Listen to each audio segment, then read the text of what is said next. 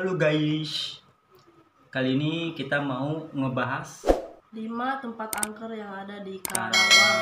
Bukan angker sih, tapi seram. Yups. Angker sih, Ya intinya angker serem bikin lah. merinding. Yups. Jadi Karawang itu perbatasan sama Perbatasan Bekasi, Purwakarta sama Subang ya. Sebenarnya tempat-tempatnya itu sebagian tuh ada di tempat yang strategis, tapi ternyata menyimpan sebuah kisah yang cukup serem dan diyakini serem lah sama warga setempat. Gitu. Langsung aja ya. Cekidot. Yang pertama, Jembatan Teluk Jambe. Jembatan Teluk Jambe adalah tempat angker di Karawang yang sebenarnya terletak di lokasi yang cukup strategis. Iya, tahu. Jembatan angker di Karawang ini banyak dilewati oleh kendaraan, namun jembatan yang berada di atas Sungai Citarum mulai dianggap angker setelah ada sejumlah kejadian aneh dan mengerikan. Pertama, pernah ditemukan jenazah seorang tunawisma di bawah jembatan Teluk Jambe. Jadi sebelumnya tunawisma tersebut memang tinggal di bawah kolong jembatan Teluk Jambe. Cara ini Ya. Setelah kejadian tersebut, ada juga pria yang dilaporkan hilang secara misterius di jembatan ini. Namun keesokan harinya jasad pria tersebut ditemukan tak bernyawa di Sungai Citarum yang berada di bawah jembatan ini. Apa ya, itu bisa bunuh diri atau memang ada hal-hal seperti itu yang membawa mereka atau menjebak mereka, nggak tahu. Jadi ceritanya sih, Gimana? konon bisikan-bisikan gaib dari makhluk halus penunggu jembatan Teluk Jambe inilah yang mendorong seseorang untuk bunuh diri. Jadi kayak ada hasrat, ada bisikan terus hasratnya terpanggil buat ke situ ya, kayak Ya. dipanggil Jadi untuk mantan datang aja ke sini ya.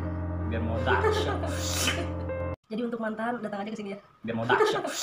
Sebaiknya jika Anda melewati jembatan Teluk Jambe, Anda tidak melamun atau berpikiran kosong ketika melintasi jembatan Teluk Jambe ini. Sebenarnya bukan cuma melintasi ngelewatin tempat-tempat angker sih yang harus nggak boleh kosong, dimanapun kapanpun yang nggak boleh kosong pikirannya. Apalagi kalau di jalan sedetik aja pikiran kita kosong, nabrak udah. Kosong dompet kajen je. Sedih kosong dompet mau Perih. penghargaan, anjir Perih. asli babaturan kabur do gitu, bukan duit mah kabur babaturan. Oke. Lanjut ya yang kedua. Yang kedua ada Gunung Sanggabuana. Jadi gunung ini tingginya itu sekitar 1291 meter. Ini berada di Karawang ya. Gunung ini menjadi langganan bagi para pendaki pemula yang ingin mencoba mendaki gunung. Udah hiking berarti. Mengingat gunungnya tidak terlalu tinggi dan medannya tidak terlalu berat, maka gunung ini selalu menjadi pilihan untuk melakukan pendakian ringan. Meskipun tidak terlalu tinggi, Gunung Sanggabuana ini juga terbilang angker katanya. Maklum saja, setiap tempat yang banyak ditumbuhi pepohonan dan minim aktivitas manusia pasti menjadi tempat tinggal bagi makhluk halus. Betul banget. Cerita misteri Gunung Sanggabuana yang pernah terdengar adalah sekelompok pendaki yang dihampiri oleh segerombolan pemuda yang salah satunya seorang kakek. Kakek ini minta tolong difotokan, lalu usai berfoto, ia langsung hilang begitu saja. Rasanya cukup mustahil bagi seorang kakek-kakek dapat mendaki dengan begitu cepat. Padahal dari tempat mereka masih bisa melihat objek sejauh 100 meter.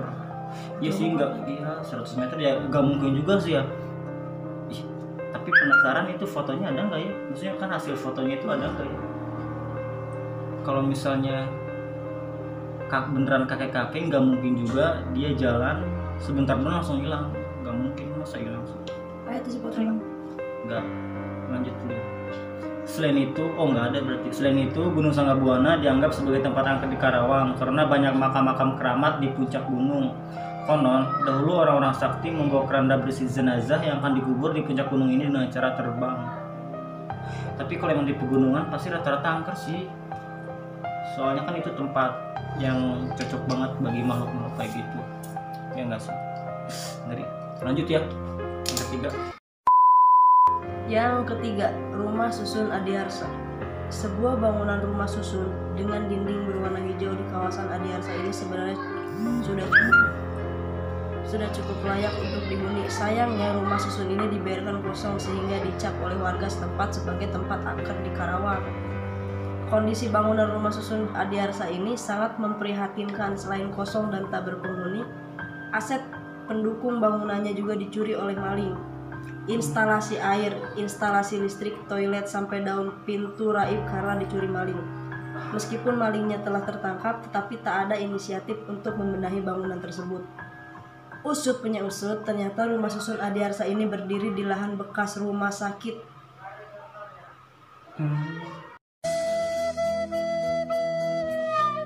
Salah satu bagian rusun ini berdiri di bekas kamar mayat. Tentu saja warga yang hendak menyewa rusun ini jadi enggan karena takut diganggu makhluk halus. Nah, sih orangnya pasti sieun lah. Apalagi bekas jenazah kan pasti serem. Setelah diselidiki lebih lanjut, ternyata banyak juga cerita-cerita mistis yang terdengar di rusun kosong ini. Warga setempat mengaku sering melihat penampakan hantu wanita berpakaian merah yang berjalan di bagian dalam rusun sambil menggendong anak. Padahal dapat dipastikan bahwa rusun ini tidak berpenghuni dan bagian dalamnya dibiarkan gelap tanpa pencahayaan. Kunti, Bisa udah jadi. belum? Bawa anaknya. Pengalaman balik kantornya. Baik sama.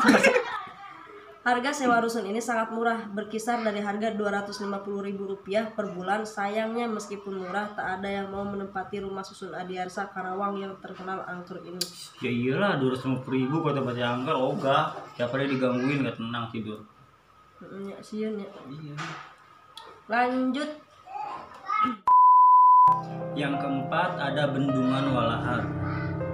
Bendungan Walahar mulai beroperasi pada tahun 1925.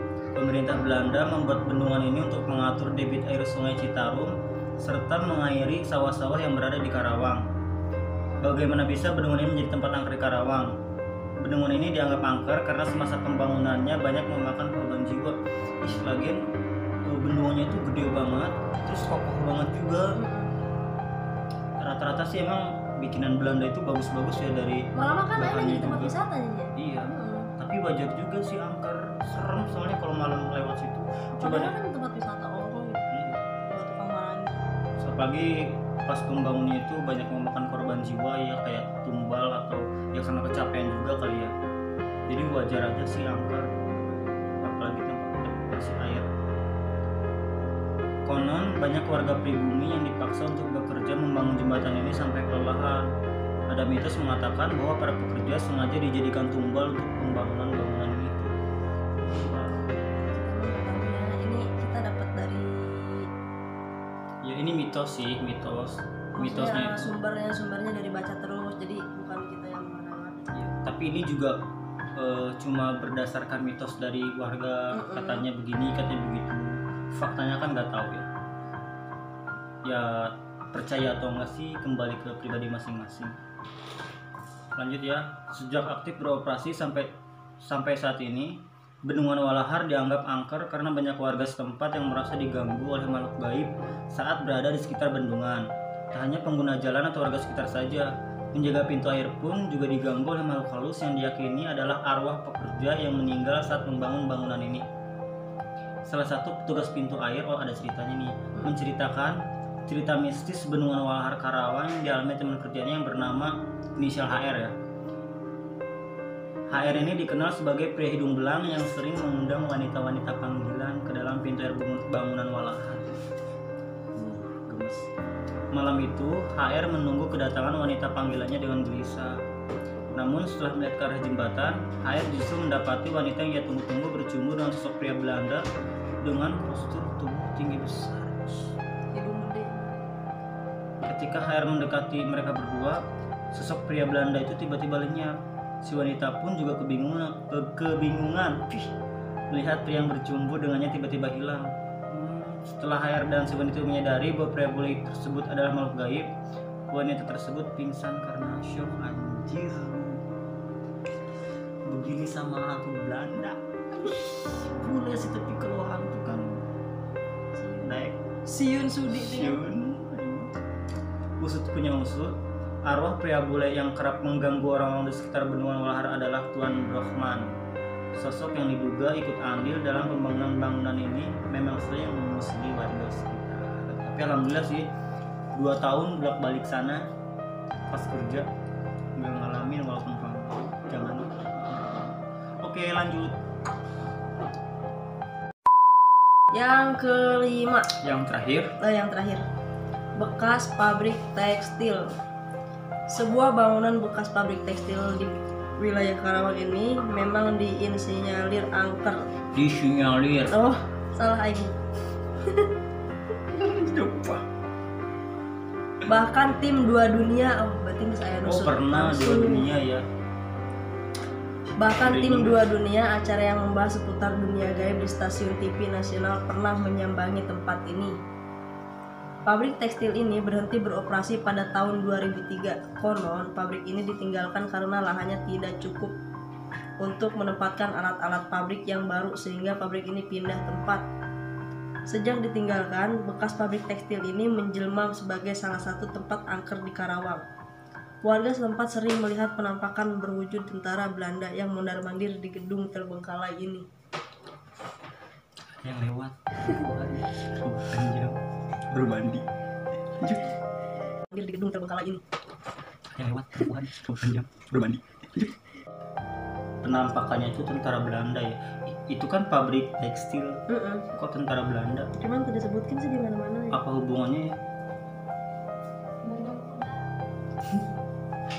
Mungkin dulunya itu tempat atau markas dari para tentara Belanda pas ngejajah Indonesia. Kebetulan di atas situ tuh dibangun pabrik, jadinya angker. Begitu. Sudah? Iya tuh disebutin lah. Sudah. Oke ya, kita ini baca artikelnya dari Baca Terus ya. Sumbernya itu dari Baca Terus. Kalian bisa lihat sendiri. Di link deskripsinya nanti ada ya. Barangkali ada salah-salah kata atau salah info atau salah pengucapan dan lain-lain. Kami mohon maaf karena tidak disengaja dan murni ketidaktahuan kita dan ketidaktelitian kita dalam menggali informasi. Kalau ada yang salah tolong dibenarkan. Bye bye, itu aja dari kita.